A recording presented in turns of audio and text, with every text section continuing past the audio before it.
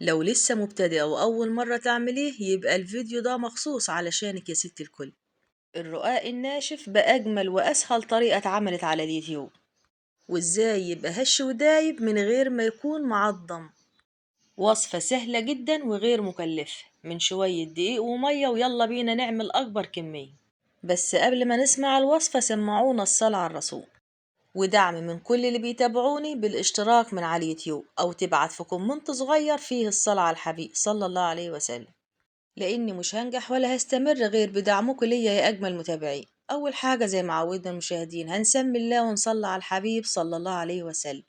مقاديرنا هتكون على قد نص كيلو من الدقيق، معاييره بالكوباية 4 كوبايات من المج العادي بتاع الشاي، نفس الكوباية اللي بعاير بيها الدقيق هي اللي بعاير بيها المية. هضيف لهم نص معلقة صغيرة من الملح، وعلشان أضمن إن الملح بتاعنا يدوب مش هنضيفه على الدقيق، هدوبها في كوباية من المية واتأكد إنها دابت تماما، وانزل بكل كمية المية على النص كيلو دقيق. في الأول بننزل بالكوباية كلها وبنخلي نص الكوباية التاني على جنب، ونعجن بقى ونشوف العجينة هتاخد معانا قد ايه من المية. في الأول كده بقى أنا ما ببدأش عجن كده على طول، يا دوبك بتوه المية مع الدقيق واختبرها وانا لسه برضو ما بدأتش عجن، اشوفها كانت ناشفة وهتحتاج معايا مية كمان ولا لا. هضيف كمان حوالي ربع الكوباية. وفي الوقت ده بقى لو متابعيني وعارفين طريقتي في العجن ان ما بحبش ابذل مجهود في العجينة وهي لسه بشوفها، يعني وانا لسه بختبرها ان كانت هتحتاج معايا مية كمان ولا لا، وده طبعا بيوفر معايا وقت جدا ومجهود. فانا دلوقتي بقى في الاول بتبقى العجينة تعتبر الجزء اللي فيه مية بتلاقيه اتجمع وبقى كله كده كتلة واحدة. بحاول بقى اركنه على جنب واجي على كمية الدقيق المتبقية في قاع الطبق واديلها رشة من المية واقلبها كده مع بعضها في الاول، بعدين ادمج العجينة كلها كده مع بعضها. والكلام ده بقى طبعا لحبايبي المبتدئين، اما بقى امهاتنا ربنا يحفظهم جميعا يا رب عارفين الكلام اللي انا بقوله ده كويس. بعد ما بتأكد بقى ان الدقيق اتشرب المية كلها بستمر في عجنها كده حوالي 5 دقايق. لو عايزة العجينة بتاعتك بقى تريحك وما تاخدش معاكي مجهود هتسيبيها كده وتريحها كمان حوالي 10 دقايق، لأن كل ما ريحنا العجينة كل ما هتاخد معاكي مجهود أقل. وده قوام العجينة بعد ما سبتها ارتاح طرية ومع ذلك مش بتلزق في الإيد. بعد بقى ما بتسيبيها ترتاح بتلاقي العجينة نعمت ومش بتلزق في الإيد، وهتلاقي نفسك حابة العجن فيها، هتبقى مبسوطة جدا بقى وانت بتعجني فيها. يا سلام بقى لو خدتيها كده بطبقها على الأرض واديتيلها بقى تدليكة بإيديك الاتنين، وتطلعي بقى غلب الولاد وأبوهم في طبق العجين. وهعجنها كمان حوالي 5 دقايق، ولو عندك وقت كافي وريحتيها كمان مرة هيكون أفضل. ممكن في الوقت ده بقى تسيبيها ترتاح كمان مرة، بس أنا بقى هبدأ فيها شغل كده على طول، وهاخدها بقى على سطح العمل وهعجن فيها حوالي 5 دقايق كمان. بستمر في عجنها كده لما بحصل على عجينة قوامها ناعم وبتشد زي اللي بقى، وكل ما عجلنا فيها أكتر كل ما نشطنا مادة الجلوتين اللي في الدقيق، ودي بقى المادة اللي بتخلي العجينة تكون ليها عرق. وقوام العجينة كده اللهم بارك عسل أوي، ناعمة جدا وملمسها زي الحريق. في الأول بفردها على شكل روب بالسكينة وأقطعها لكرات صغيرة، وأحاول على قد ما أقدر أخليها كلها قد بعضها. حجم القطعة بيكون أكبر من الليمونة وأصغر من البيض. وهقولك واحنا شغالين النص كيلو دقيق هيعمل معايا كام واحدة من الرقاق. ولو لسه مبتدئة ياريت نبدأ في كمية قليلة، نص كيلو كويس جدا لو بدأت فيه أول مرة. وتقدري تتحكمي في حجم القطعة حسب الصينية اللي هتستخدميها، وحجم القطعة اللي معاكوا ده بقى ينفع في صينية 30 أو 35، وطبعا برضو على حسب الفرد معاك. ولو حابة بقى الصينية اللي هتستخدميها تكون مقاس 28 حجم القطعة هيكون حوالي 35 جرام. حضرت جنب صينية فيها رشة من الدقيق وهحط فيها الكرات بتاعتي، ونغطي وشها بفوطة أو كيس تلاج علشان وشها ما ينشفش وتعمل قشرة على وشها من فوق، ووقت الفرد يبقى شكلها مش ظريف. فنخلي بالنا من نقطة زي دي، وهسيبها ترتاح من نص ساعة لساعة إلا ربع. كل ما ريحناها أكتر كل ما بقت سهلة معانا في الفرد. هكلمكوا بقى سريعا عن كمية المية اللي استخدمتها للنص كيلو، وطبعا كل نوع دقيق بيختلف من نوع لآخر حسب تشربه لكمية السوائل. في الأول أنا ضفت كوباية، ونص كوباية التاني اتبقى منه حوالي 4 معالق كبار. هقول لكم بقى على أسهل وأجمل طريقة لفرد الرقاق. بعد ما قسمناهم لكرات صغيرة وسيبناهم ارتاحوا خالص، همسك كل كورة وهديلها كده تبطيطة صغيرة، مش هفردها فرد كام، يدوبك بس تكون على حجم القرص. وكل اللي انتهى من فردها هرجعها للصينية مرة كمان، وهفرد الكمية كلها كده بنفس الطريقة. وهقول لكم بقى ازاي هتسهل عليك كتير. انا دلوقتي لو بدأت بفرد الرقاق هلاقيها كش معايا زي القست، لان العجينة بتاعتنا فيها عرق، فلازم نريحها على قد ما نقدر. وتعتبر بقى الفردة الصغيرة اللي انا بفردها للعجينة دي، العجينة تبقى اخدت معايا مجهود ومحتاجة ترتاح مرة كمان. ولو قدرت توسعيها اكتر من كده هيكون افضل.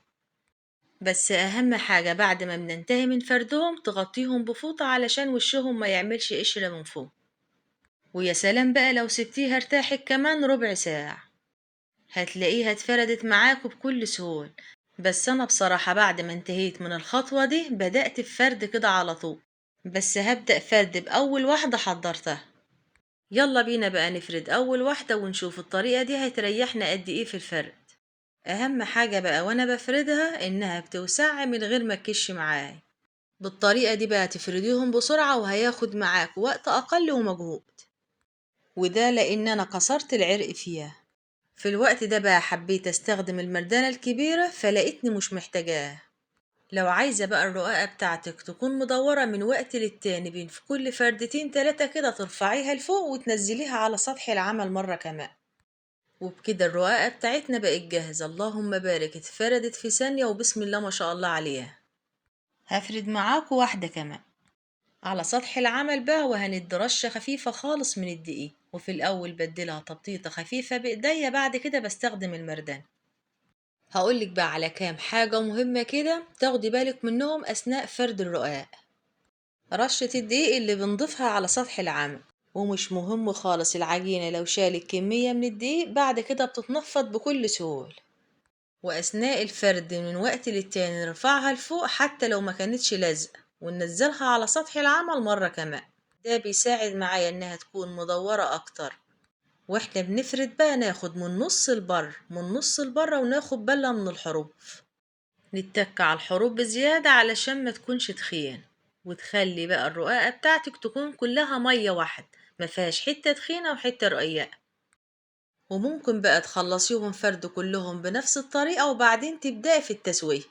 وممكن كمان تبقى بتبدأي بفرد واحدة وبتسوي في اللي قبلها على عين البتوجان، يعني تبقي بتفردي وبتساوي في نفس الوقت. والموضوع ده بقى طبعا بيكون فيه مشقة شوية، بس أنا بقى عملت نص الكمية وبدأت تسوية فيها، وبعدين بدأت في فرد نص الكمية التانية. هكلمكوا بقى عن التسوية.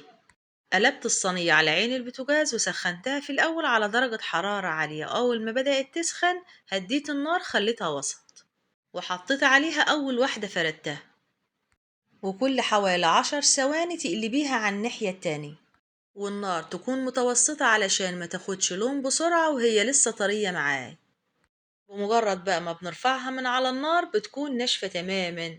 نستمر في تقليبها على كل الجوانب ونخلي كلها كده تاخد من درجة حرارة الصينية. ومش شرط خالص تاخد علامة السوى الكامل، هما نقطتين تلاتة كده يبانوا انها بدأت تستوي وخلاص هي بتبقى جاهز. وبيكون ده شكلها. هسوي معاكم بقى واحدة كمان.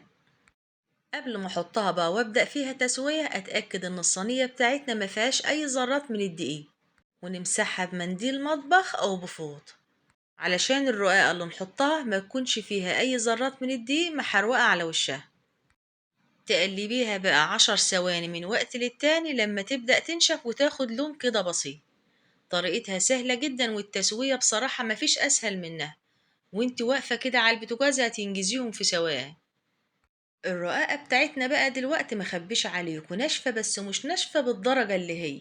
هعمل معاكم بقى طريقة بسيطة هتخليها مقرمشة ودايب، وتحاسبي وتاخدي احتياطك خالص وانتي بتمسكيها لا تتكسر منه. وهخلص كل الكمية بنفس الطريقة علشان ما اطولش عليكم الفيديو. بعد بقى ما انتهيت من تحضيرهم ولعت الفرن في الأول على درجة حرارة عالية، وبعد ما سخن هديت النار وخليت الشبكة على أرضية الفرن، ودخلت الرقاق بتاعنا على شبكة الفرن، وكل 5 ثواني كنت بقلبه قلبتين 3 كده، والرقاقة بتاعتنا بقت هشة جدا زي البسكويت، والنتيجة اختلفت معايا تماما بخلاف التسوية اللي على عين البوتاجاز. والموضوع ده بقى هينفعك جدا لو هتحفظيهم مدة طويلة. ممكن بقى حد من المتابعين يقولي طب ليه ما سويتهمش في الأول في فرن البوتاجاز؟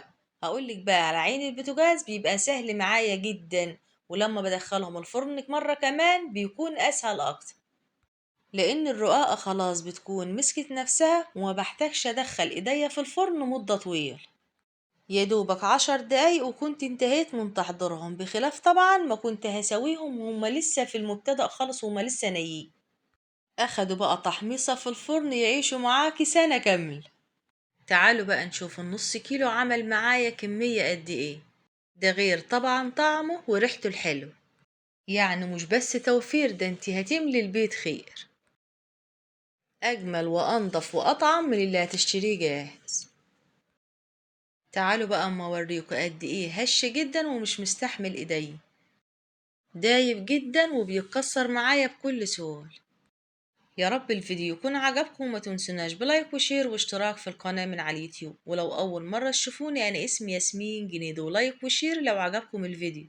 سلام يا أجمل متابعين.